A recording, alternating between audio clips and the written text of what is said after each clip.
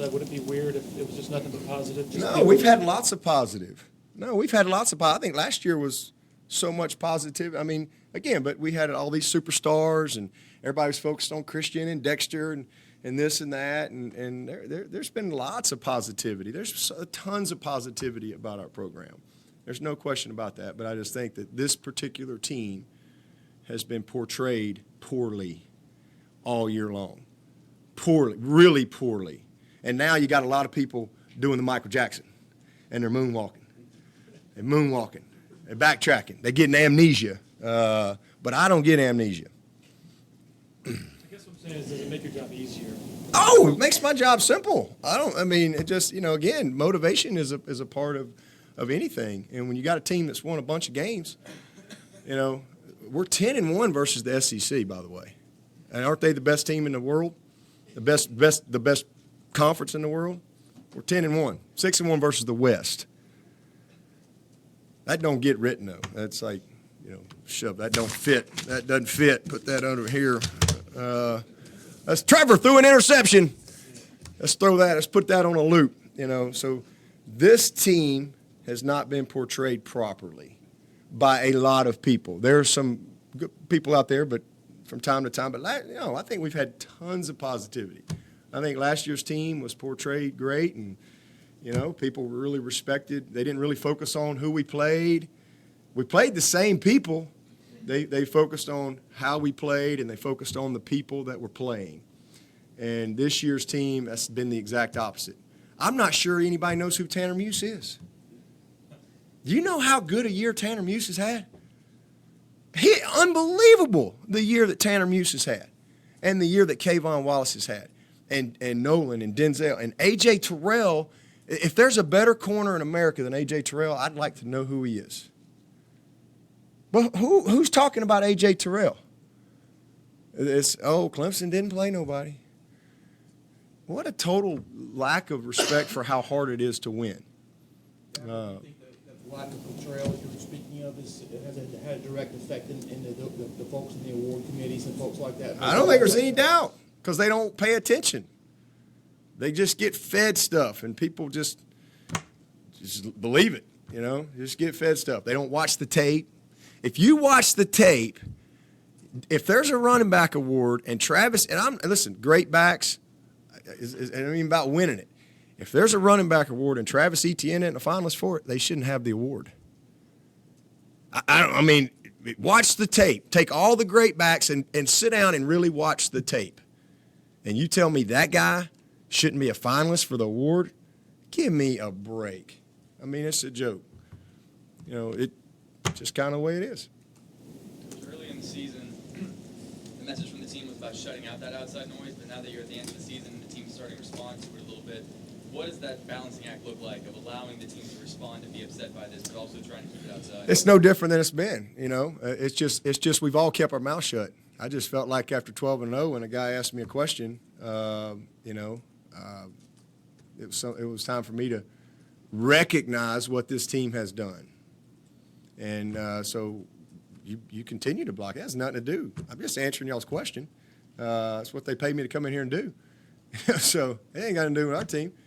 This is no different than any other. They've been dealing with this all year long. They just laugh at it. We know who we are. We know who we are. All right? And, these guys, they're not out on social media. They're not doing that. We just go to work. We'll have a good Tanoga Tuesday today. And we're going to have a good practice tomorrow, and we're going to have our butts ready to play Saturday night, just like we've been ready every week. And, again, that's our goal, find a way to win each and every week. This has been an incredibly focused team, great leadership, and it's no different than it's been all year. Zero. It's just now we're in the mix. And early part of the year was, shouldn't be there, even if they go undefeated. That was the storylines. Quick football question. Brayden Galloway, at what point do you take the scout team jersey off of him and start getting him? We've started working him some already. We've started working him a little bit in the open date, and he'll be ready to go once we get past this game and get right into bowl prep. It's a very different bowl season this year. Obviously we we're going to find out where we're going on Sunday, regardless of what happens in this game. But the schedule is very different. Like this, because this game's a whole week later.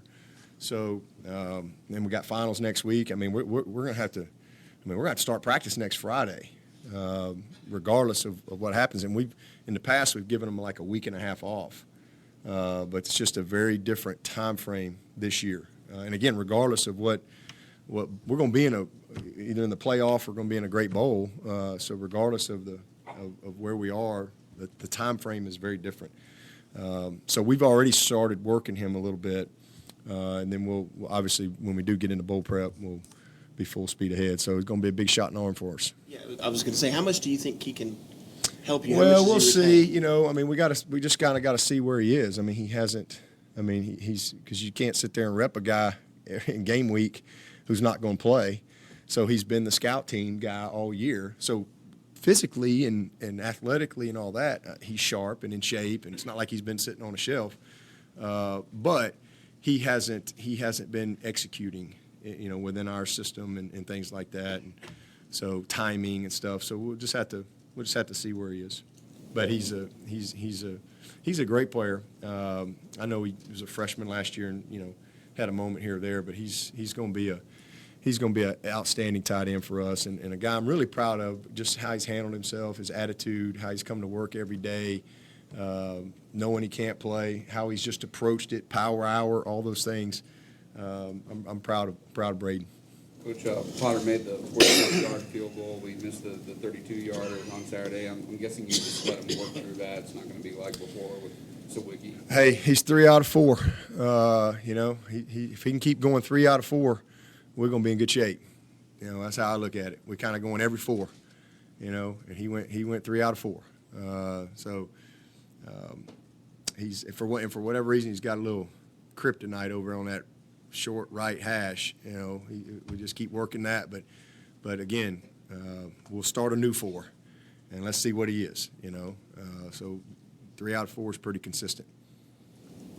Dabo, I know you said there's been some positive talk of the program. Is there anything in particular that's bothered you, or that you feel like any group or any people that have portrayed? No. Nobody personally I would chastise at all. I just think just the general portrayal of this team and what I could really don't care what people say about me or what people say about any of that other stuff. It's it has nothing to do with another team or anything like that. There's other, I focus on Clemson.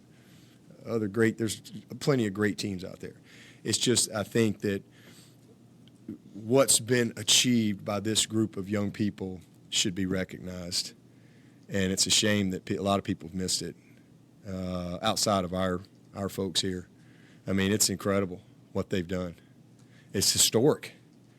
It's historic.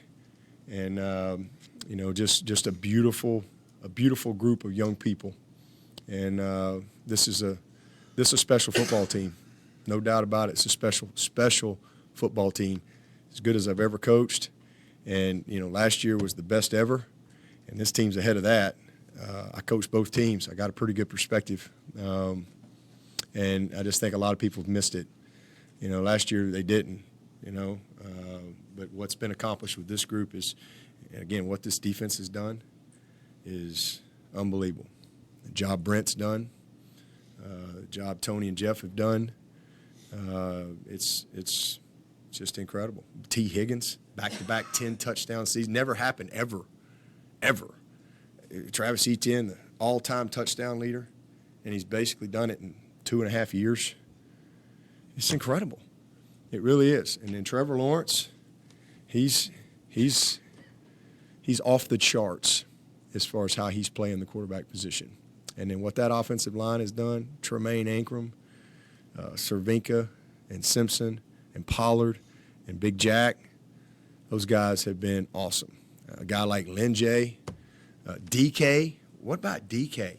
This guy has had a all-conference, all-American type of season, and it's not much talk about him. Again, I think if people focused more on how we play and who our people are, but I just think there were so many no names this year, You know, it was an easier story to say our league stinks and, you know, whatever. We don't play nobody. And it's hard, and that's been the rhetoric. And, again, that just tries to diminish what's been accomplished. And if it was easy to be undefeated, you know, there's plenty of bad leagues. How come there ain't a bunch of undefeated teams? It's hard to win. It's hard to win. And, again, how about a little benefit of the doubt for our program? 9, 10-plus win seasons. I mean, who we need to play? We've beaten Ohio State twice. We've beaten Oklahoma twice. We've beaten LSU. We're 10-1 versus the SEC. We've beaten Alabama, who's been the best, unquestioned the best. And we've beaten them 2 out of 3 national championship games. I think our program should get a little bit of benefit of the doubt. Quit worrying about our league. What's the value in general of having people outside of the program go on TV and talk about the team and write about the team? That's what people watch. That's what people watch, you know. And you see a lot of leagues get propped up. They get propped up. They get propped up. But we're still here. We're still here. We ain't going nowhere. We're going nowhere. Now, when you talk about the history, obviously the team has a chance to do it again this week in 5 straight conference championships. Never been done before. Do you still have to talk to your team about not taking moments like this for granted, or are they pretty well versed in that by now? We don't take a day for granted. You know, we're incredibly intentional about today. There's no hope for a better yesterday, right? So you better just be great today. And that's what we're intentional about. Just having a great day today. There's as I always say, greatness and championships never go on sale. You don't ever get them at half price. You got to pay full price every week, every time. So there's a humility that has to come in starting over every week and having a respect for what it takes to get ready and being detailed. And that's what we've been able to capture better than anything we do is that ability to have respect for the process, to understand that you're not entitled to win. You got to earn it every single week. Every week you have to earn it. And, you know, that's just our culture. You know, we respect every opponent. We got to earn it. But that's why and we're really talented. So when you put great talent plus character plus integrity plus work ethic plus knowledge, you get great results. And that's what we've done.